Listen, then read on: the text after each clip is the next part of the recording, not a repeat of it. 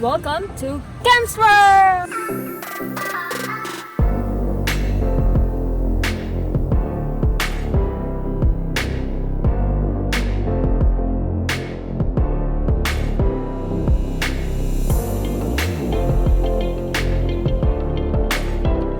Delicious.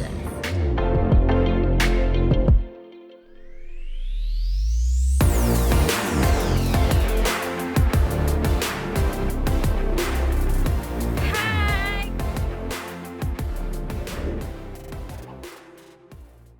So what are we making today?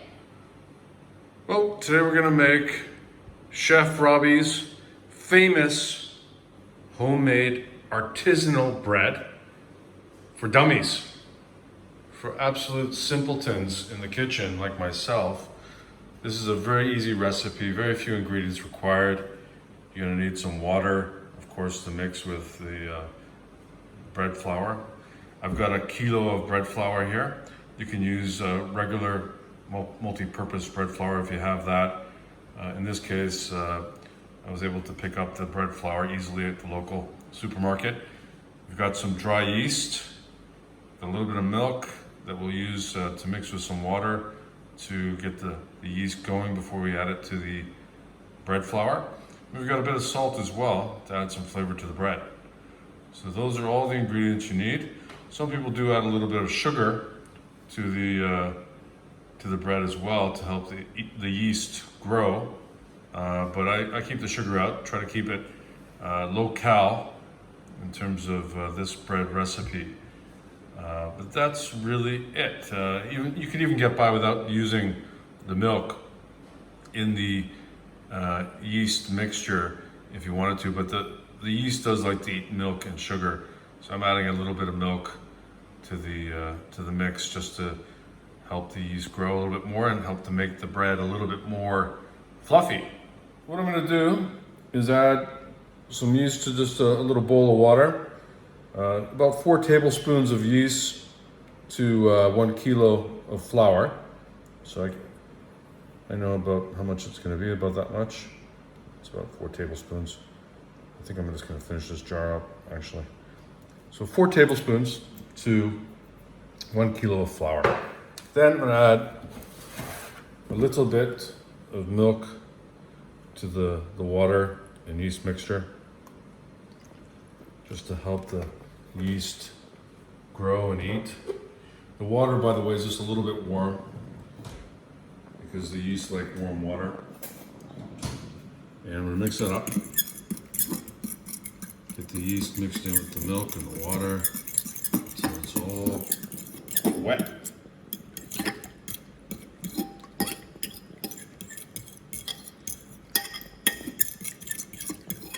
We're gonna let that sit and let the yeast grow. And if the yeast don't grow, if you don't get that bubbly layer on top, that means the yeast has gone bad and you need to get some more yeast and try it again. Some new yeast. Now, you could actually make the bread without yeast if you wanted to as well. And it gets a little bit thicker and heavier in terms of the texture. I've done that before and it tastes just fine.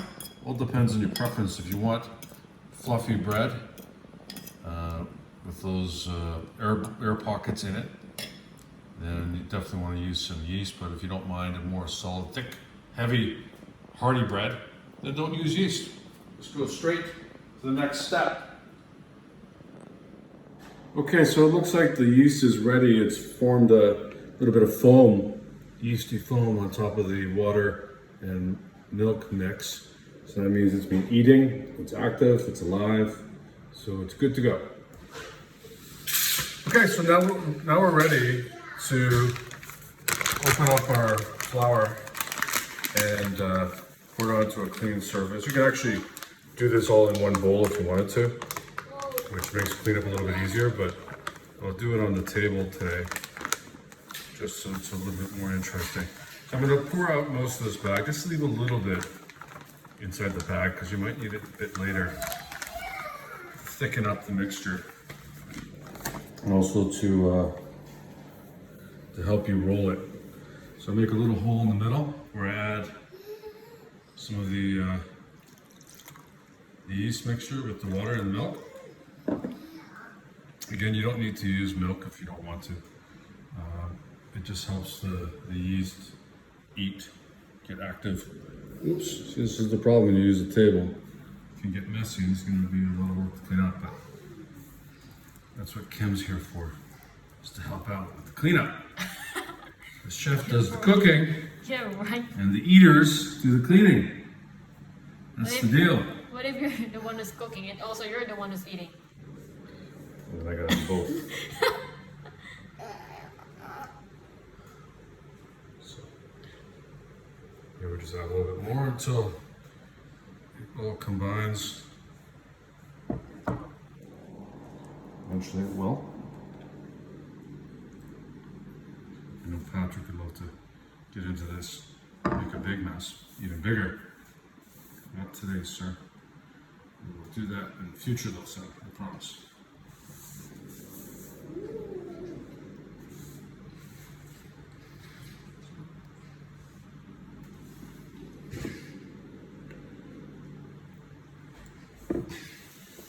Do you need to put water in it?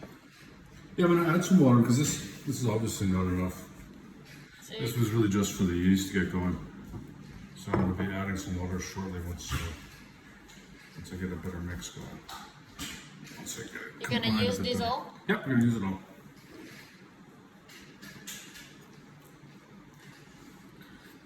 Next time I think I'll do it in the bowl or the pot.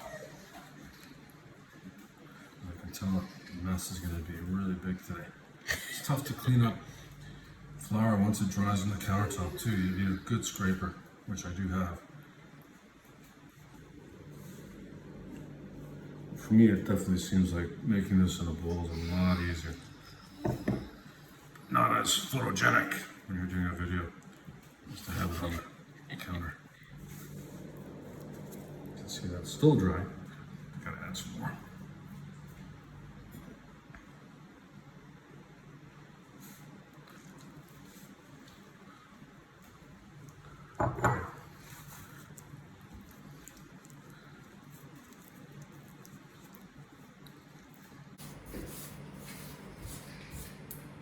So we're gonna. Yeah, you can add some more, please. Thank you. What if I put it all? Then you're gonna be doing a lot of cleaning. That's for sure. More, please.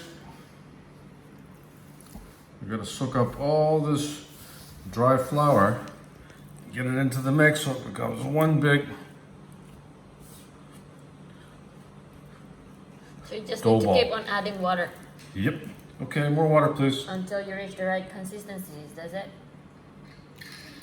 Yeah, until it's a nice moist dough ball. Right now it's still a little bit dry, that's why it's not sticking together. It will come together though. This bread flour tends to be a little bit more elastic than all-purpose flour, so it's a little bit more challenging to work with, but we will get it done. You need A more? little bit more, please. Yep. Good. Okay, so we're almost done here. We've got a nice ball of dough almost completed. At this point, I'm going to use my handy scraper to scrape up some of the bits of dough that ran away, got loose. It's really handy to have one of these scrapers in the house, especially when you're baking, because it makes cleanup a heck of a lot easier. Okay, you can see it's all coming together now.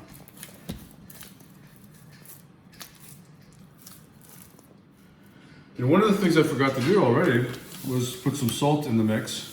I can do that now, it's not too late. I use about 2 or 3 teaspoonfuls for a kilo of flour. So I'm putting it in now, but ideally you could do that just after you add the yeast to the mix. And that way, as you're going through the mix, you can ensure that it gets mixed through the bread properly. You don't even need to use salt if you're on a low salt diet. You can skip the salt, but I like a bit of salt flavor in my bread. But you can definitely skip it if you want. So there was no need to even put that in there. It's just that the bread, to me, tastes a bit better with a little bit of salt in the dough. Isn't that a thing of beauty? Look at it, it's all coming together nicely. Really, at this stage, you're done. Got a nice ball of dough. Not too dry, not too wet. If it's too wet, you could add some of that leftover flour that I saved and just mix it through to make it a little bit more dry throughout. But if it's too dry, just add a little bit more water until you get this sort of consistency. There's really no magic to it. Again, you can't go wrong as long as you've got extra flour on the side. If you do it with the water, then you just add some more flour to get the right consistency. And if it's too dry, just add a little bit more water. Continue to mix. You don't really need to measure anything when it comes to the water or the milk. That's the beauty of this simple recipe that anyone can do. So we're gonna take this ball now and we're gonna put it inside a bowl, or you can use a pot. Cover it with plastic wrap and let it sit on your countertop for maybe an hour or 2 hours. Let it rise. For us, because we live in a warm climate, we actually put this in a pot, cover it with cellophane, and let it sit outside. It's really humid where we live, so it's almost like having a proofing oven of our own. We don't have to pay for. But again, you can just leave it on the countertop. The more humid and warm the environment, the faster it will rise, the bigger it will rise. You don't want to put this in the oven until it's risen though, that's the key. So let's put this in a bowl and let it rise, and we'll come back to it and check on it in about an hour, hour and a half to see how it's doing.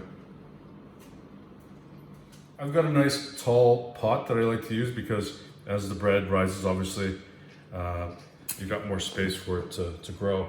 I like to put a little bit of olive oil in the pot. I think this is important because when you eventually go to take the bread out, it'll stick to the pot if there's no oil. So you can put some olive oil on there around the sides. Or you can use any sort of oil that you have. But if you've got extra virgin, it's always preferable because it's a bit more healthy. So there we go, nice oiled pot. Let's put our bread right in the center. We're gonna cover it with plastic wrap. Okay, so I've covered the pot with plastic wrap. It's nicely sealed around the edges. Keep the air in and let the bread grow. We're gonna put it out now to sit. We're gonna put it outside in our patio. But again, you can just leave it on your countertop. Let it sit for a couple hours. As long as the room is not cold, it should rise nicely within an hour or two. So you can see it's been about an hour and a half that because of the yeast working, it's made some gases within the bread, which has caused the cellophane, the plastic wrap, to expand. So you know you've got some nice little bubbles in the bread there as a result of that. Now that we've got the expansion that we were looking for, we'll take off the cellophane. And this is important that you don't play around with the bread too much at this stage because you'll lose a lot of your bubbles. What I like to do is just oil an oven pan. If you have a bread pan, that's obviously better because you can get the shape that you're looking for. But I just like to keep it simple and put it in a oven pan, exactly the same shape as the pot itself. So you turn it over, it should pop up. There we go. So we've got a nice loaf. It's going to be round, very artistic, artisanal, as they say. Something you would find in a really good French or Italian restaurant in Rome or Paris or Bordeaux So it's ready to go in the oven, but the oven is heating up right now. I like to bake this on the lowest shelf in the oven at the highest heat that the oven can go for about 15 to 25 minutes, depending on the strength of your oven. What you want to do is put it in the oven for 15 minutes. For sure you're going to be safe for 15 minutes. Keep an eye on it, but don't open the oven door. If you can, just take a look through the glass window. 15 minutes, and then you can check on it at that point. And that's what we'll do. And we'll come back once the oven is heated up and throw it in the oven and let you see how it's doing after 15 minutes.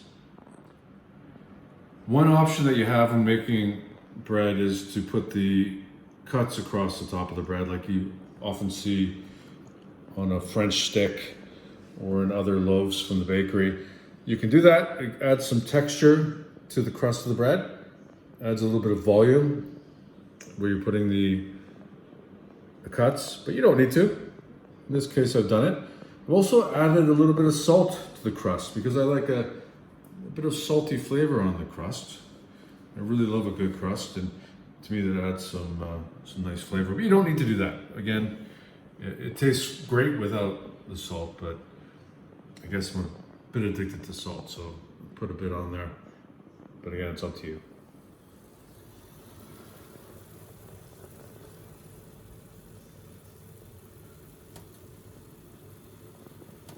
How is it? So we're at 15 minutes right now. And you can see it looks phenomenal. Looks fantastic. What I wanted to do is just check on it, make sure it's not burning. You never know, right? And just check the crust. And when you tap it like that, if it sounds hollow, then you know it's done. So it's done. I'm gonna pull it out right now and let it rest before I cut it open, take a look inside. Okay, it's time to cut this baby open. I feel sad to cut it open, it's so beautiful, but it must be done. Let's cut it right down the middle. Let's see what it looks like inside. Wow, hear that sound? Beautiful. What a wonderful sound that is. Look at that. Perfectly done. Excellent. That's gonna be great with butter. I cannot wait. So we've got a nice bit of butter on some homemade bread. Oh, what could be better than this? Nothing.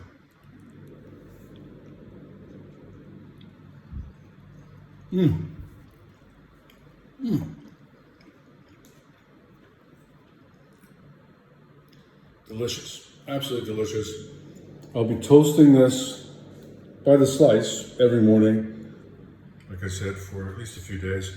The great thing too is that even if you don't want to eat all the bread so fast, you can freeze it. You know, cut off what you think you're going to need for a few days and freeze the rest. Put it in a plastic bag, one of those freezer bags, and put it in the freezer. And then when you're ready to eat it, you take it out and overnight just let it thaw in the fridge, and it'll taste just as fresh as if you just made it. So don't worry about wasting bread if you're on your own, or you have a small family or a family that doesn't like bread and you're the only one. You can make a huge loaf or a couple loaves, freeze them, and they're gonna taste just as good when you thaw them out. There's nothing better than homemade bread.